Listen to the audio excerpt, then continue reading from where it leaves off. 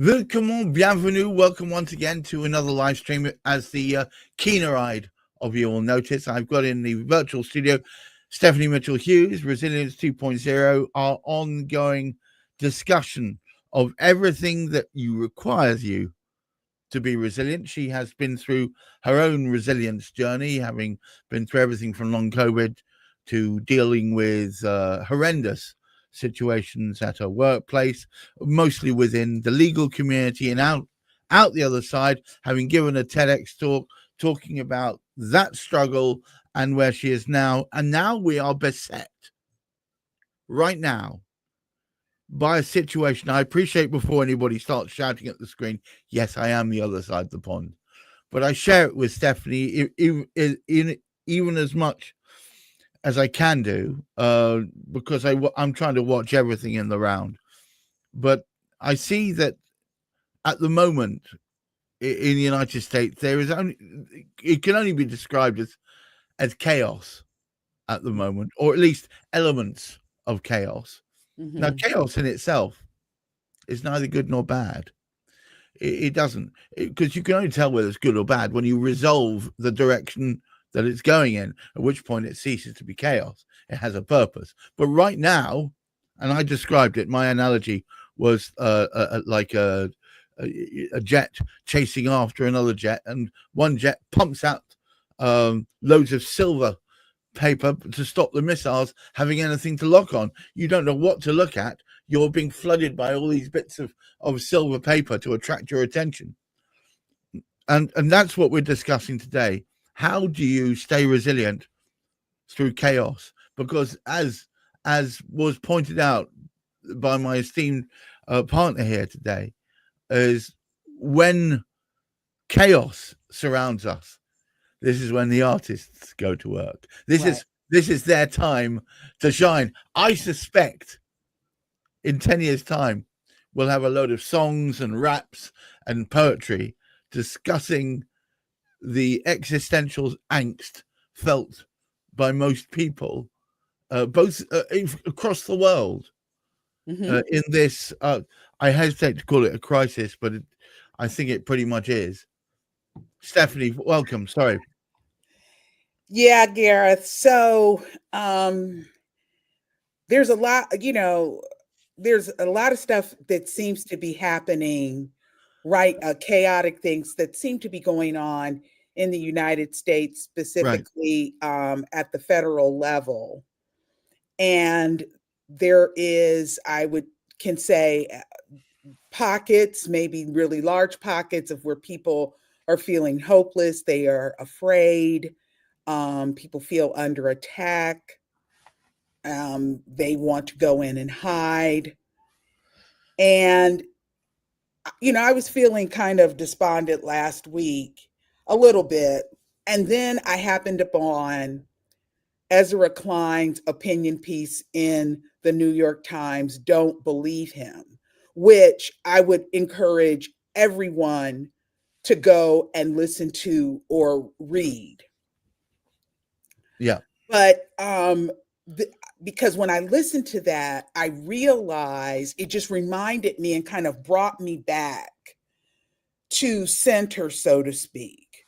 Because first of all, I've said this before, when we see all of these things that are going on, you've got orders being issued, supposedly ICE picking up and detaining people, and people invading federal departments and telling people not to come to work and recalling people from overseas and aid workers and making them come back to the United States. And we see all of this going on. And perhaps some of those things, the seemingly chaotic things, have a purpose, this purpose of distracting us from whatever the real goal is. It's the whole thing where, like, when Dorothy and her crew come back from getting the Wicked Witch's broomstick, and the wizard is exposed, and the Wizard of Oz says, don't pay attention to the man behind the curtain. Well, there's just so much stuff going on, the loud noises, the green, the all of those things that are happening in that scene in the Wizard of Oz, that the temptation is to go with the biggest, the loudest, whatever's the most bright. We're going to chase that bright thing, or this foil, all these pieces of foil. But you have to stop and pay attention to the man behind the curtain. That is what the real thing is. And I think that's what, anytime you're confronted by what appears to be chaos, a confusion, when you're confronted by that, I think you have to sort of stop and center yourself and figure out, well, what is it that I need to be paying attention to? So what I want to do is to sort of set the tone, because this is who I've been thinking about a lot this week, in addition to Ezra Klein's piece. But I'm going to read part of something that Toni Morrison, the late great writer and artist Toni Morrison, and she is upset about, feeling very depressed about the election of a former president back in 2004. And so Toni Morris has been dead for a few years now, and so she's not been around to witness what's going on, but currently.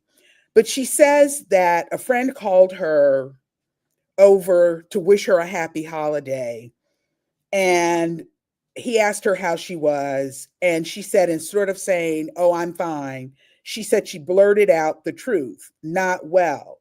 Not only am I depressed, I can't seem to work, to write. It's as though I'm paralyzed, unable to write anything more in the novel I've begun. I've never felt this way before, but the election." And she says she's about to explain further, but her friend interrupts her and says, "No, no, no, no. This is precisely the time when artists go to work, not when everything is fine, but in No, times of dread." it is only in moments of imminent pain, pain itself, or in the reminiscence about pain that you've gone through, that Right. great art is formed. It's Well, stress and that I causes mean, pain. and that is really, when I look at my own journey and my own story, that is what that came out of. Because when I think about where I was, and it was actually it took me from 2006 to 2013 to really wrestle through and figure out where I was, because I was in a very tough situation, starting over from nothing, raging depression, trying to raise children with no support. I mean, I just had a lot of stuff going on. Right. And I kept thinking, I can go in this direction. This is the direction that I want to go in. But the thing is that there was work that I had to do right there in the midst of the muck and the mire and the unpleasantness. And it's just like we were talking before we came on. And because of the rhetoric, some of the rhetoric that I have been listening to, if anybody who follows me and reads any of my work knows that I speak very, very frankly about my journey. And I write and speak very frankly about living with a mental health condition and what that means and why it is so important to take care of myself. And so, because of all of the rhetoric that has been out there, I have even myself thought about, well, maybe I need to take a step back and I need to stop writing and telling my story. Maybe I have done enough. I've written these essays. People have read my work. People have said that some of the things that I say are helpful. So maybe that's done for me, and maybe I need to take a step back and kind of fly under the radar, because I certainly don't want other people who don't know me, but who have decided that people like me don't need to have a voice out in the community and out in the world. I just need to be locked up somewhere in a hospital so that I'm not other people with more so-called power lock me up because they have decided that I'm a danger to myself or other people Right. because of the way that I use my voice. And and because of that, then I remembered this quote, this conversation that Toni Morrison had and that she had written about, of it is in times of dread. And it's like, well, where is your courage? Where is you are you really going to, and this is something that I hear young people, especially and younger adults, say a lot. Are you gonna stand on business? Are you going to straighten your spine? Are you going to toughen up? Or are you going to allow yourself to be distracted by all of the foil, all of the rhetoric, all of the other thing that people could just simply be putting out there to strike fear, to cause me and other people to be afraid? And I mean, and so I'm like, you know what? No, I don't. I refuse. I absolutely flat out refuse to have a spirit of fear. I have a voice, I have a story I can write, and I feel like I have a responsibility to tell my story. But the other thing that I think that people can do, because everybody doesn't want to step out and do what we're doing right now, right? And say and talk very frankly about the things that are driving them and that affect them so personally. But I think that what we have to do to understand, to see the path forward, because sometimes if it's snowing really hard or there's a lot of stuff flying around, it's hard to see that path forward. What is my path forward? What direction? And there's too much noise, and there's this and there's that. And it's like, no, what I want you to do, and what have had to say to myself, is to stop and pay attention. If you have, and I just really believe in getting quiet, because the focus on what's not being said and what's not being done. Get quiet, step back, and look and see, because the path forward is clear. And I also do not believe that things happen by accident. I don't believe that. I believe that there is a purpose behind all of it. And in order to navigate and see what those lessons are, even though it is painful and it is hard and it's certainly not fun, I think that you still have to step back and pay attention to what your responsibility is in the situation and how you need to move forward. That is what difficulty, I think, brings out. It comes out in you. We were talking about Adele, the artist Adele, Yeah. and her work and what she writes and sings about. They come out of hard and painful things that she has experienced. Yeah, it's every occasion. I mean, I'm no expert in Adele, but if you notice that each one of her albums seems to after going through a hard place. Mm-hmm. And I think right now, if there's any message to be given, Mm-hmm. it has to be, don't react. Just try and keep your eyes open, get the blinkers off. Don't be too focused over here, because you'll miss what's going on over here. And what we're going through, it's a Steve Bannon quote of all people, which he was quoted as flooding the zone. The whole idea being, I think it's a football reference. The whole idea is if there's so much going on, so much, some of it absolutely preposterous, some of it known that it will never fly, unconstitutional, not going to work. Within the midst of it all will be the thing that they really want to happen. And if you have got your eyes so defocused on all these little bits of silver paper flying around, you won't see that bit. So I would ask, I plead to everyone out there, relax, take care of yourself, don't think too much far ahead, try not to catastrophize, try and think it will, that the smoke, the mist will clear and the truth of it will come out. And we have to have faith in one thing. I'm not a very God-fearing person, but I have faith in one thing, which is if we keep looking and keep our eyes open, eventually we'll see where the end of that rainbow is. Yes. And just, but at this point, do not fear.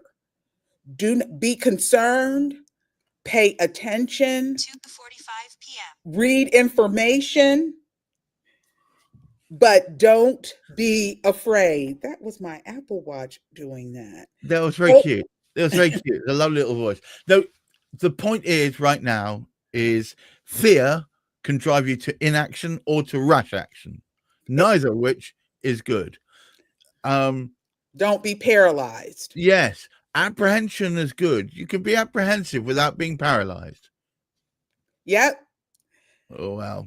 So sorry about that. No, it's okay. Here. It's okay. So that, I guess, if anything, that is the message is pay attention to the man behind the curtain. Look, here's the man behind the curtain. Yes, the wizard is behind the curtain. And also read Ezra Klein's piece about Don't Believe Him, entitled Don't Believe Him. And be still, get quiet, and in reality, all we really have is the moment. Yes. We only have today. We only have the moment that we are in right now. And all we can do in those moments is you take one step at a time. Yep. One step at a time. It's the same way you eat an elephant, one little piece at a time. You try and eat the whole elephant, you choke. In the same way, there's too much stuff going on. Just deal with what's happening tomorrow. Deal with what's right in front of you right now. Try and maintain calm. Try and a calm, positive reserve. You're able to see the madness, but not let it overwhelm you. Because if you do that, then when the truth is there, you'll be able to perceive it.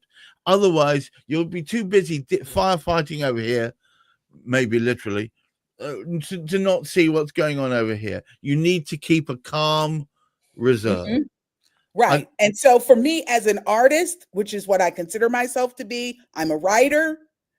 I will continue to speak, to quote the great Audre Lorde, truth to power. I will continue speaking that. Amen. Even if my voice shakes. Well, do you know what? There are worse things in life than having a shaky voice from time to time. I think what's important is the content of your voice, the content of your words, not the way in which your voice is modulating. I want everyone out there to try and keep your feet on the ground. Try and look forward to better days. Try and reach for the stars and look after that mental health. Thank you so much, Stephanie Mitchell Hughes. I wish all of you a wonderful weekend. Bye-bye now. Right. Bye, everybody.